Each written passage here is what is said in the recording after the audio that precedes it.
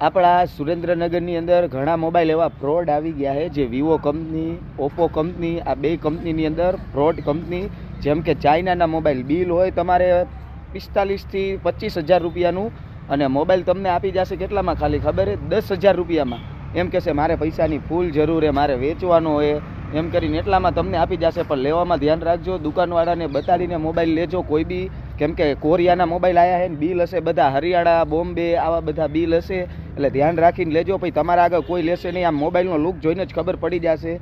Slim જે piece આવે ને એવા જે સ્લિમ પીસ નહીં હોય, જાડા પીસ હશે.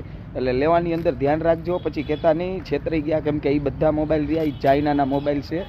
લેવામાં ધ્યાન રાખજો. કોઈ બી આજુબાજુ સ્ટોર હોય મોબાઈલની, દેખાડીને લેજો. એ તમને આવશે ને એમ કહેશે કે પૈસાની જરૂર છે, મારે મોબાઈલ વેચવાનો હોય, પણ લેતા નહીં. કોઈ દિવસ છેતરાઈ જાશો. ચાઇના કંપનીના મોબાઈલ હે, વિવોના હશે, ઓપ્પોના હશે. આ બે મોડેલ આવ્યા છે બહાર, ધ્યાન રાખીને લેજો.